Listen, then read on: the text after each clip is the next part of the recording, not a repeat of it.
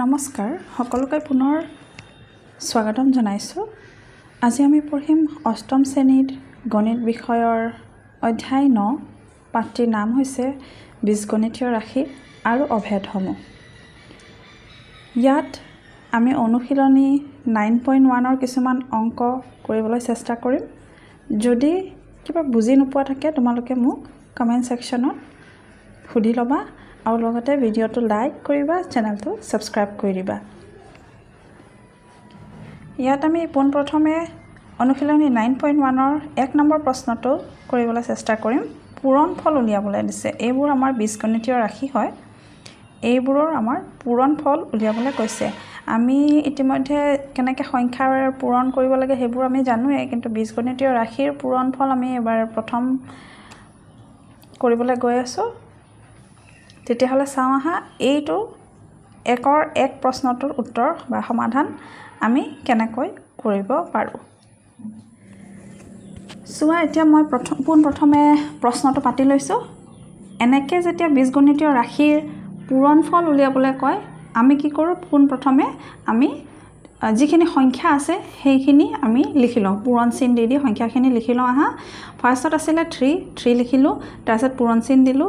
ছেকেণ্ডত আছিলে তোমাৰ 11 লিখিলোঁ, তাৰপিছত আকৌ পূৰণ চিন দিলোঁ। তাৰপিছত 2/3 আছিলে, সেইটো লিখি ল'লোঁ।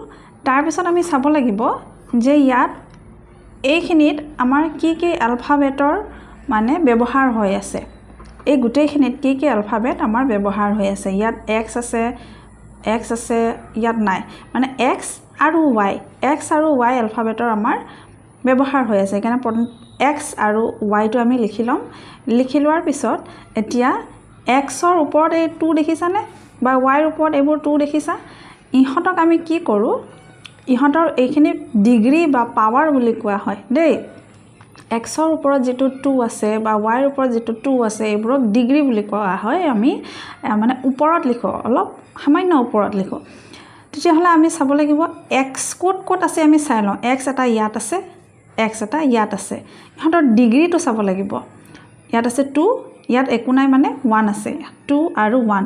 আৰু ইহঁতক প্লাছ কৰিব লাগিব। যেতিয়া আমাক যিকোনো বীজগণিতীয় ৰাশি পূৰণ কৰিব দিয়ে, সিহঁতৰ পাৱাৰবোৰ সদায় যোগহে কৰোঁ, আমি প্লাছহে কৰোঁ। ইয়াত 2 আছিল, ইয়াত 1 আছিল, 2 + 1 কিমান হ'ব, 3, মানে এক্সৰ পাৱাৰটো হ'ব 3।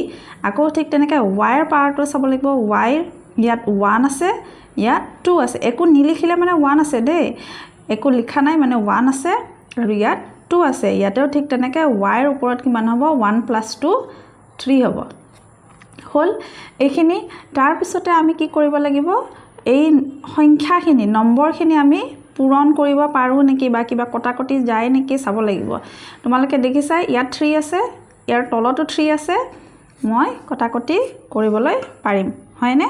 3 আৰু 3 কটাকটি গ'ল, আমাৰ থাকিল 11 পূৰণ 2। 11 পূৰণ 2 কিমান হয়, 11 × 2 = 22। 11 নেওতাটো তেনেই সহজ, আমি ডাইৰেক্ট পূৰণ কৰি দিছোঁ। 11 পূৰণ 2 মানে 22 হ'ব। আৰু লগতে এইখিনি এনেকৈয়ে থাকিব, x³ আৰু y³ মাত্ৰ মনত ৰাখিব লাগে যে এক্স বা ৱাই যি এলফাবেটে নাথাকক কিয়, তেওঁলোকৰ যিটো পাৱাৰ বা ডিগ্ৰী থাকে, পূৰণ কৰিলে আমি পাৱাৰ বা ডিগ্ৰীটো যোগহে কৰোঁ দেই। ইয়াতে এক্স আছিলে, x² আৰু এক্স মানে এক্সৰ পাৱাৰটোহে আমি এক্সৰ লগত যোগ কৰিম। এনেকুৱা নহয় যে এক্সৰ ইয়াতে 2 আছে, আকৌ ৱাইৰ ইয়াতে 2 আছে, ইহঁত দুটাক যোগ কৰিম। তেনেকৈ ভুলতো কৰিব নালাগে। য'ত এক্স আছে আমি সেইটোহে চাম, একেবাৰে মিলিব লাগিব। মানে এক্সৰ পাৱাৰ ইয়াত 2, এক্সৰ পাৱাৰ ইয়াত 1, সেইকাৰণে 3 লিখিছিলোঁ দেই। তেনেকৈ আমি কৰি যাম। আহা আমি নেক্সট প্ৰশ্নটো চাওঁ। নেক্সট আমি প্ৰশ্ন লৈছোঁ অনুশীলনী 9.1ৰে 1ৰ পৰা 2 প্ৰশ্নটো। এইটো -5x পূৰণ 3a² × -3ax। এই প্ৰশ্নটোৰ আমি সমাধান বা পূৰণফল কেনেকৈ কৰিম, কেনেকৈ উলিয়াম চাই লওঁ আহা। এই আমাৰ প্ৰশ্নটো লিখি লৈছোঁ। প্ৰশ্নটো লিখাৰ পিছত যেনেকৈ আমি 1 নম্বৰত কৰিছিলোঁ, তেনেকৈ আমি কৰিব লাগিব।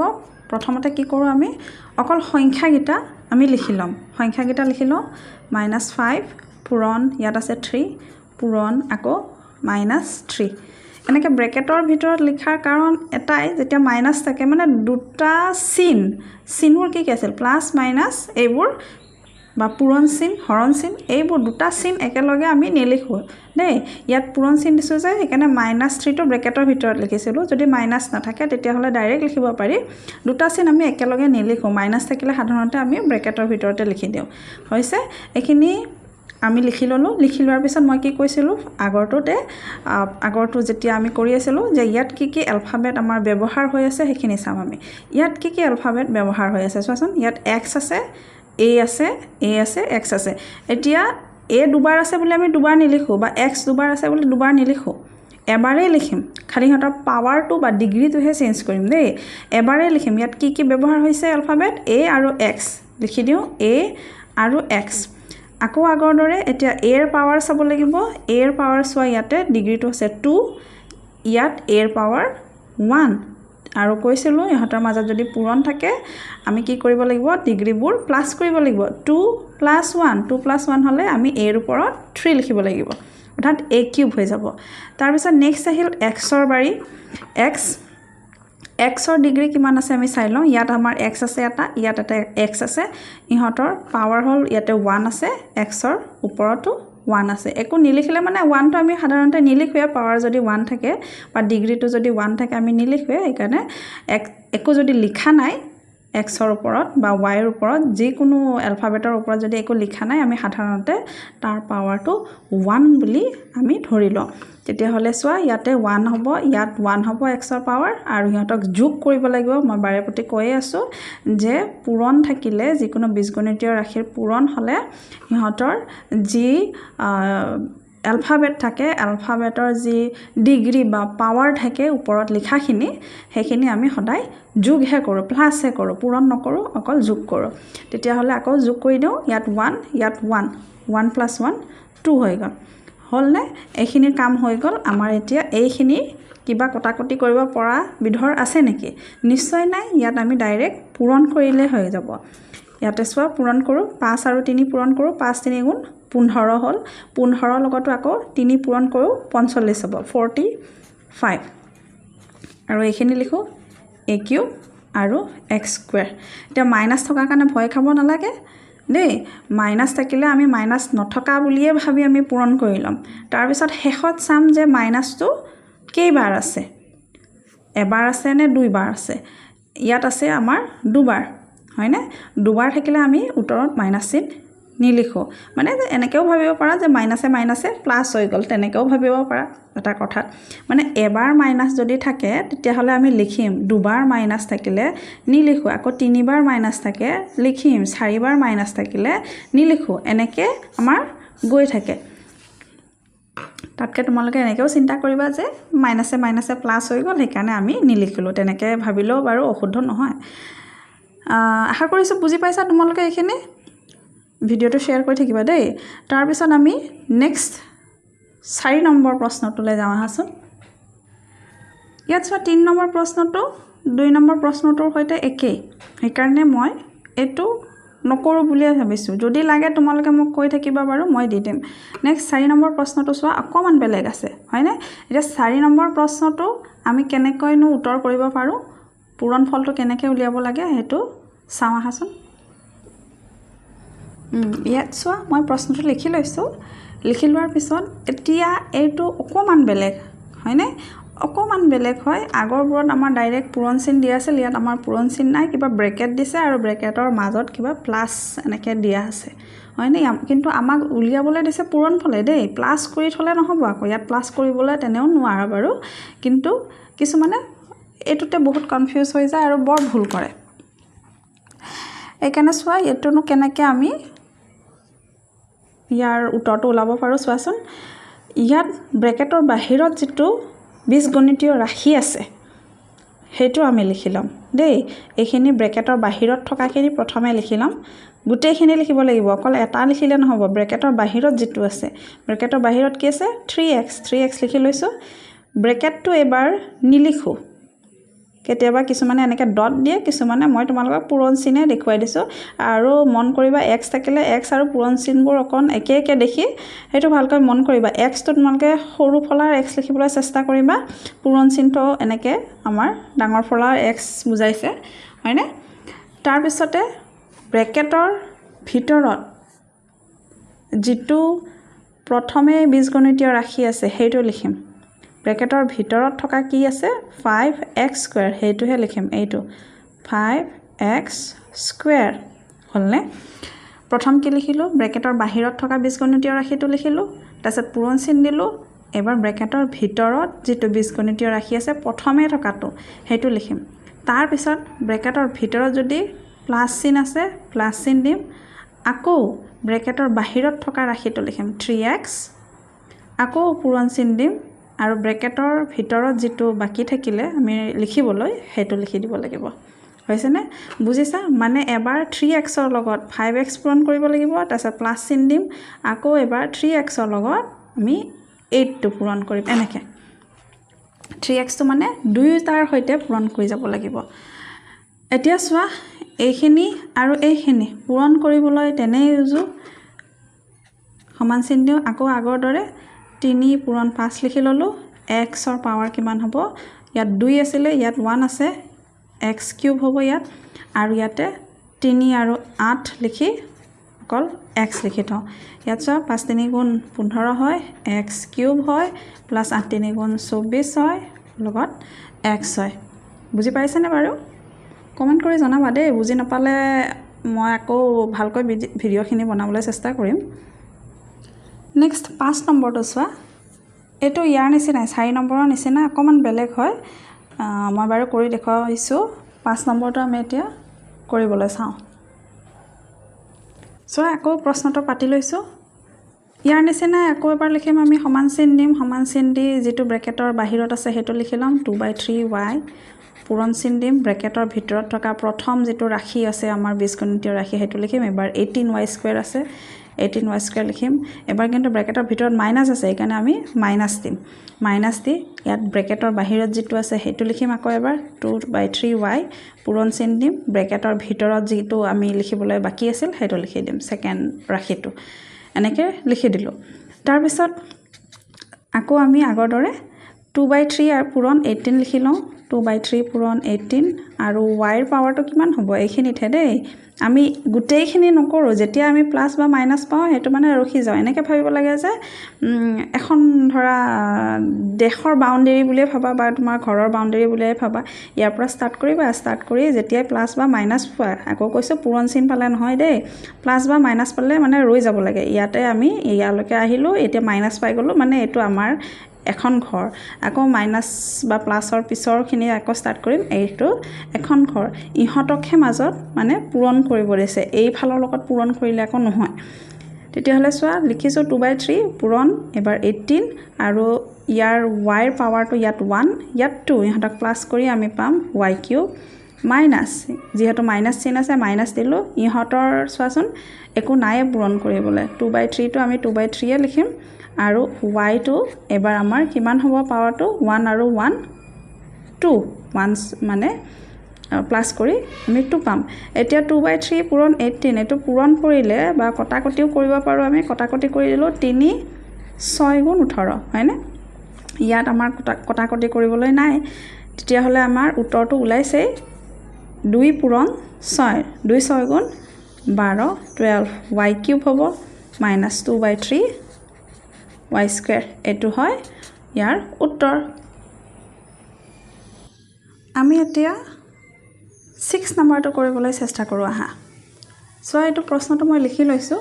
লিখি লোৱাৰ পিছত আকৌ আগৰ দৰে -8a কিউবটো আমি প্ৰথমে লিখিম, পূৰণ চিন দিম, তাৰপিছত a লিখিম। ব্ৰেকেটৰ ভিতৰত যিটো আছে আমাৰ a লিখিম, তাৰপিছত এইটো প্লাছৰ কাৰণে এইটো প্লাছ চিন দিম।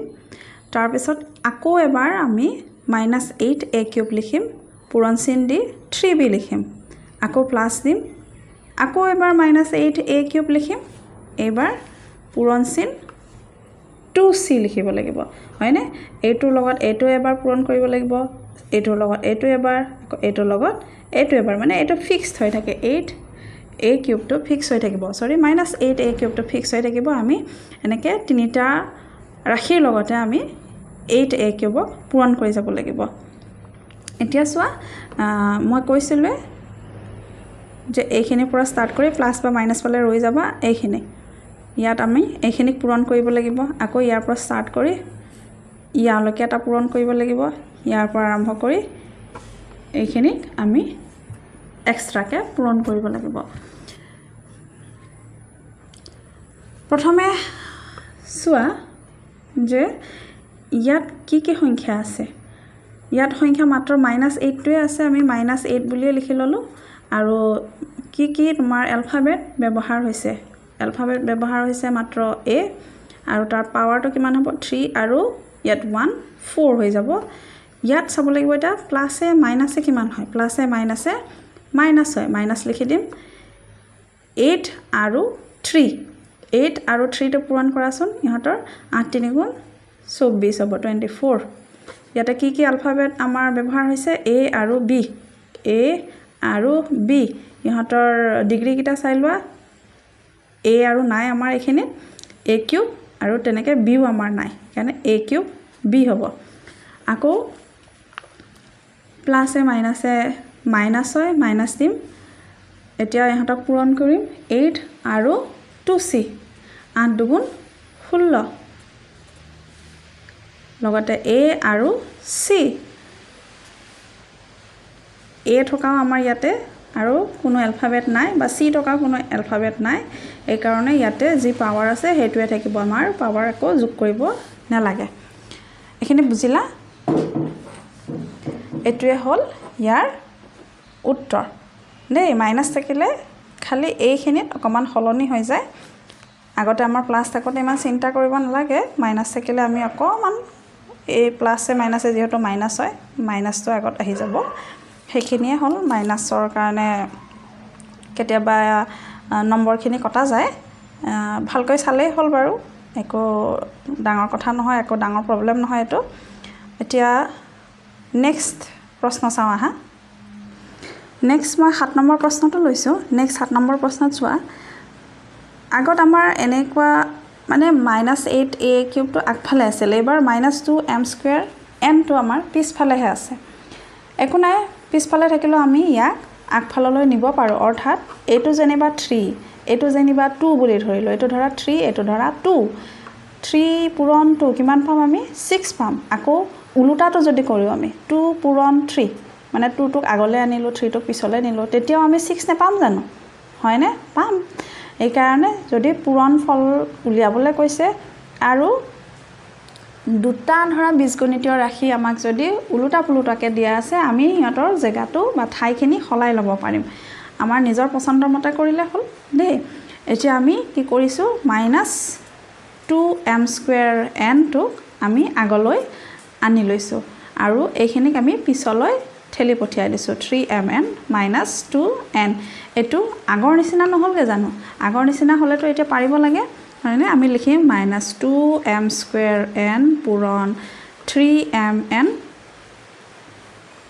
ইয়াত মাইনাছ আছে মাইনাছে দিম আকৌ -2m² n এটো ইয়াৰ কাৰণে মাইনাছ দিছো দে এইটো পূৰণ এবাৰ 2n এইখিনি আমি পূৰণ কৰি দিও 2 3 গুণ আকৌ কৈছো মাইনাছ থাকিলেতো পূৰণ কৰিবলৈ ভয় কৰিব নালাগে 2 3 গুণ 6 আৰু m আৰু n আমাৰ ইয়াত ব্যৱহাৰ হৈছে m আৰু n ইহঁতৰ পাৱাৰ হ'ব ইয়াত 2 ইয়াত 1 2 1 3 n ৰ পাৱাৰ ইয়াত 1 ইয়াত 1 স্কয়াৰ হ'ব আৰু যেহেতু ইয়াত এটা মাইনাছ আছে আমি উত্তৰত এটা মাইনাছ দিব লাগিব আকৌ ইয়াত মাইনাছে মাইনাছে প্লাস হৈ গ'ল ইয়াতেও তেনেকে সংখ্যা কেইটা পূৰণ কৰি লও 2 2 গুণ 4 ব্যৱহাৰ হোৱা এলফাবেট m আৰু n ইহঁতৰ পাৱাৰ চাম এতিয়া m ৰ পাৱাৰ আমাৰ নাই অকল 2 আছিল 2 এ থাকিব n ৰ পাৱাৰ ইয়াত 1 ইয়াত 1 ইয়াতেও 2 হ'ব এটো হ'ব আমাৰ 7 নম্বৰৰ উত্তৰ নেক্সট প্ৰশ্নলৈ যাওঁ আহা নেক্সট প্ৰশ্নটো হ'ল 8 নম্বৰৰ প্ৰশ্ন এনেকৈ দিছে 9x²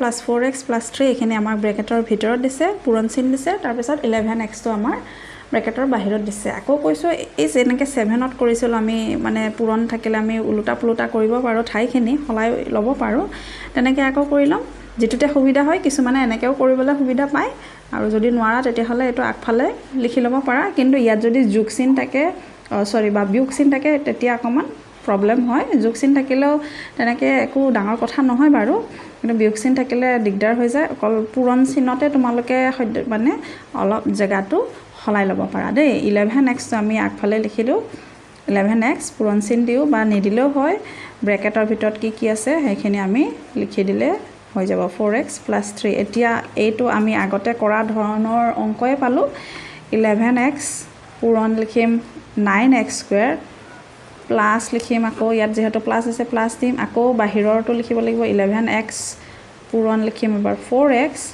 প্লাছ দিম 11x পূৰণ 3 ইয়াত সংখ্যাকেইটা পূৰণ কৰি লওঁ 11 আৰু 9 99 ব্যৱহাৰ হৈ থকা আমাৰ এলফাবেট x ইয়াৰ পাৱাৰ হ'ব 2 আৰু 1 3 প্লাছ চিন আছে প্লাছ চিন দিওঁ 11 আৰু 4 এবাৰ পূৰণ কৰিব লাগিব 11 4 44 ব্যৱহাৰ হোৱা এলফাবেট x ডিগ্ৰী 1 আৰু 1 2 প্লাছ ইয়াতে 11 আৰু 3 33 ব্যৱহাৰ হোৱা এলফাবেট অনলি x দেই ইয়াৰ উত্তৰটো হ'ব এইখিনি নেক্সট প্ৰশ্নলৈ চাওঁ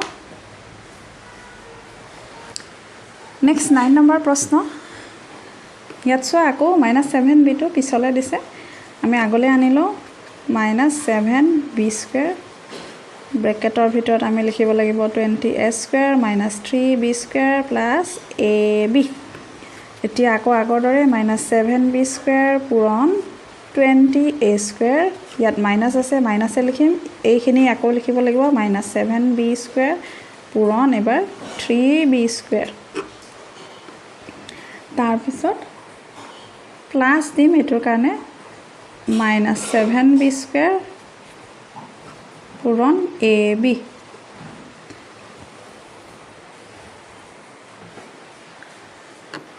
তাৰপিছত সমান চিন দিম এতিয়া ইহঁতক পূৰণ কৰি দিম 7 আৰু 20 পূৰণ কৰিলে আমি 140 পাম ব্যৱহাৰ হৈ থকা এলফাবেটখিনি চাওঁ a আৰু b আছে ইয়াৰ পাৱাৰখিনি কি আছিলে ইয়াত a² আৰু এইখিনিত নাই আমি একো যোগ কৰিবলগীয়া নাই ইয়াতেও তেনেকৈ b² এটা মাইনাছ আছে মাইনাছ চিন দিব লাগিব ইয়াত মাইনাছে প্লাছ হৈ যায় প্লাছ লিখি দিব লাগিব 7 আৰু 3 7 আৰু 3 7 আৰু 3 7 3 গুণ 21 হয় পূৰণ কৰি ল'লোঁ ব্যৱহাৰ হোৱা এলফাবেট b ইয়াতেও আছে ইহঁতৰ পাৱাৰকেইটা চাই লৈছোঁ ডিগ্ৰীখিনি 2 আৰু 2 ইহঁতক যোগ কৰি 4 পাম লগতে এইবাৰ প্লাছে মাইনাছে মাইনাছ লিখিব লাগিব ইয়াত একো সংখ্যা নাই অকল 7 আছে 7 বুলি লিখিম এলফাবেটকেইটা চাম a আৰু b আছে a আমাৰ অকল এটাই আছে a লিখি থলোঁ b দুবাৰ লিখা আছে আমাৰ ইয়াত b 2 আছে